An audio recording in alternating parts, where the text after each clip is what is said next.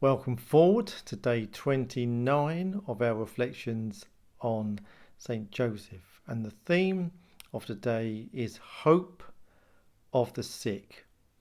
In the same way that people were told to go to Joseph by the Pharaoh when there was that great drought and great famine, we're also being told to go to St. Joseph when we're in need of spiritual and moral nourishment. However, we're also being told to go to St. Joseph when someone we know or ourselves is ill or suffering. And there's countless stories, again, some really good ones in the book to reflect upon, but there's countless stories of people that have devoted themselves to St. Joseph but asked for his intercession when they have been ill or someone else has been ill and he has intervened. So lots of miracles associated with St. Joseph. And there's one story I just want to touch upon. It's a Sicilian story. It's about the island of Sicily. And there's a tradition on the 19th of March, and that's one of the feast days of St. Joseph, where they put food, flowers, candles on an altar during that day to celebrate or to remember an event that happened centuries ago. So on the island of Sicily there was a drought a few centuries ago, and they prayed as an island to Saint Joseph for his intercession, and it started to rain and the crops started to grow. So in remembrance or celebration of that, on the 19th of March, they put food, flowers and candles on, I suppose, the altar, and call it St. Joseph's altar for that particular period of time. And the food is then given to the poor. So as we're coming up to the 33rd day, we're getting closer or to the end of our reflections. It will end up, on a feast day of St. Joseph. So again, maybe that's something we can do, is actually go to Mass and or give some food to the poor or something of that equivalent. But also we'll be, I suppose, because we've got a few days left, we will also have at least one Wednesday left. And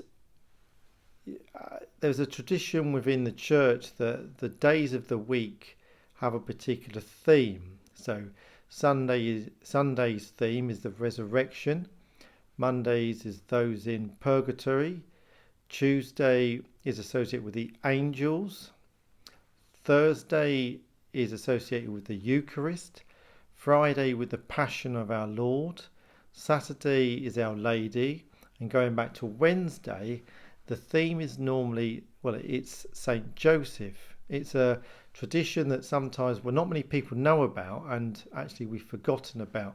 So on Wednesdays, particularly in March, we should be offering up some more prayers if we can to St. Joseph. So as we are going to definitely there's definitely one more Wednesday before the end of these 33 days of reflections.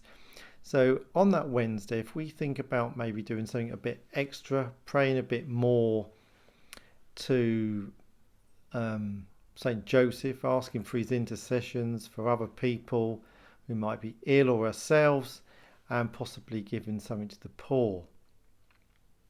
So there we go. Now, just before we finish this reflection, again, there's quite a lot in there for you to think about, particularly as we're coming close to the end of our 33 days. But also I want to sort of finish on a quote from the book which puts, if you like, for me, St. Joseph in perspective in comparison to Mary. He was chosen by the Eternal Father as the trustworthy guardian and protector of his greatest treasure, namely his divine Son, and Mary, Joseph's wife. What then is Joseph's position in the whole Church of Christ? Is he not a man chosen and set apart? Through him, and yes, under him, Christ was fittingly and honourably introduced into the world. Holy Church in its entirety is indebted to the Virgin Mother because through her it was judged worthy to receive Christ. But after her, we undoubtedly owe special gratitude and reverence to Saint Joseph. The words of Saint Bernardine of Siena. So with that in mind, we are coming to the end of our 33 days, and there will be one more Wednesday. So let's do a special prayer, special sacrifice the next Wednesday we come to for Saint Joseph and ask for his intercession. Until tomorrow, God bless.